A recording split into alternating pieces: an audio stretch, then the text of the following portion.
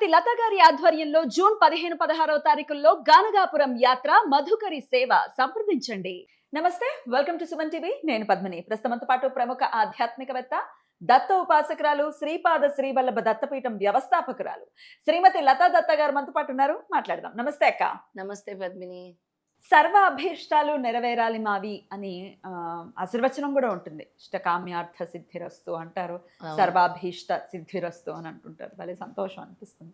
ఆ సర్వాభీష్టాలు ధర్మబద్ధమైతే ఖచ్చితంగా ఈశ్వరానుగ్రహం ఉండి తీరుతుంది. సర్వ అభిష్టాలు సర్వ కామ్యాలు కానీ అందులో ధర్మం ఉండాలి కదా.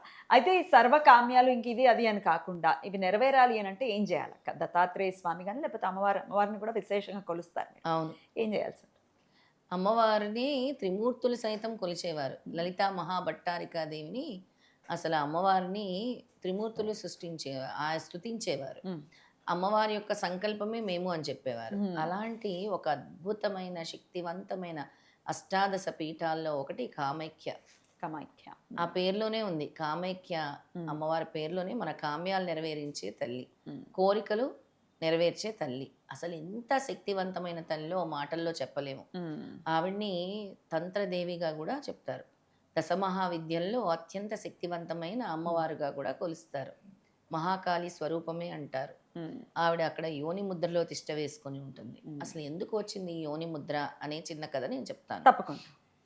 ఎందుకంటే అమ్మవారిది వచ్చే నెల జూన్ 22 నుంచి 26 వరకు అంబుబాచి అనే అతి పెద్ద ఫెస్టివల్. అక్కడ ఆ 3 రోజులు కూడా ఆ గుడి దేవాలయము ఫస్ట్ మూసేస్తారు. తర్వాత అమ్మవారి ఋతుక్రమము సంవత్సరానికి ఒకసారి ఆ దివ్యోతేజమయంగా మళ్ళీ అమ్మవారి ఋతుక్రమం జరుగుతుంది. అక్కడ వస్త్రాలు మహాప్రసాదంగా స్వీకరిస్తారు అన్నమాట. అలాంటి యోని ముద్ర అమ్మవారు మనకి ఎటువంటి కామ్యాలైనా, ఎలాంటి మనం ఏది కోరుకున్నా జరిగిపోతుంది. కీర్తి, ప్రతిష్ట, రాజకీయము, ఫేమ్. ఒక ఫేమస్ అవ్వాలంటే కీర్తి అంటే అదే కదా. అవును. అది అన్ని ప్రసాదించేది ఆ తల్లి అన్నమాట. ఆరోగ్యాన్ని ప్రసాదించేది, దివ్య తేజస్సుని ప్రసాదించేది కూడా ఆవిడే. ఒకప్పుడు బ్రహ్మదేవుడు అంతా సృష్టిని సృష్టించి ఆహా నేనే సృష్టిని సృష్టించాను అనే అహంకారం పెరిగిందట. అప్పుడు మహాకాళితో అన్నాడట, నేనే సృష్టిని సృష్టించాను. మహాకాళికి చాలా అహంకారంతో విరవేగుతున్నాడు బ్రహ్మ. అతనికి ఓ పాఠం చెప్పాలి అని ఒక తన కోపంతో కేసి అనే రాక్షసుడిని ఉద్భవింపచేసింది. ఆ కేసి అనే రాక్షసుడు అతి వేగంగా బ్రహ్మదేవుడిని మింగేయాలని పరిగెడుతూ ఉన్నాడనమాట. అప్పుడు బ్రహ్మదేవుడు పరుగున వెళ్ళి విష్ణుమూర్తిని ఆరాధించి, స్వామి విష్ణుమూర్తిని నేను ఎలా బయటపడాలి అని అడిగినప్పుడు మహాకాళిని స్తుతించు, పూజించు అని చెప్పారనమాట. మహావిష్ణు స్వామి చెప్పటం జరిగిందనమాట. మహావిష్ణువు చెప్పిన విధంగా బ్రహ్మదేవుడు కాళీమాతని పూజిస్తూ క్షమించమని క్షమాప్రార్థన కోరగా అమ్మవారు హూంకారంతో కేసి అనే రాక్షసుని భస్మం చేస్తుంది. అప్పుడు బ్రహ్మదేవుడు చేసిన తపస్సుకి మెచ్చి అమ్మవారు బ్రహ్మదేవుడిని శాప విముక్తుడిని చేస్తుంది.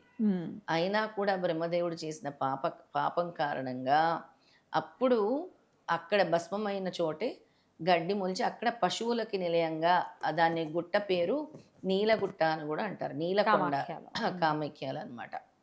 ఈశాన్య దిక్కుగా ఉంటుంది. అప్పుడు యోని ముద్రలో అమ్మవారు నేను అక్కడే ఉన్నానని చెప్తారు. బ్రహ్మ చేసిన పాపం కారణంగా యోని ముద్రని చూడలేడు. అప్పుడు మళ్ళీ బ్రహ్మదేవుడు తపస్సు చేసి అక్కడ నుంచి అమ్మవారి దగ్గర నుంచి ఒక శక్తివంతమైన కాంతి అందులోకి ప్రవేశిస్తుంది. ఆ కాంతే పవర్ అన్నమాట. అంత పవర్. అమ్మవారు ఒక్కసారి దర్శించుకొని కోరిన వెంటనే నెరవేరుస్తుంది. ఇక అమ్మవారికి సంబంధించిన ఒక ప్రసిద్ధి మంత్రాన్ని నేను ఇప్పుడు చెప్తాను. అది ప్రతిరోజు అమ్మవారిని ఎవరైతే ఆ మంత్రంతో మంత్రజపం చేస్తారో, అమ్మవారిని తలుచుకుంటారో సర్వకామ్యాలు, కోరికలు చెప్పాను కదా, కీర్తి, ప్రతిష్టలు, ధనము, ధాన్యాలు అన్నీ అమ్మవారు ఇస్తారనమాట.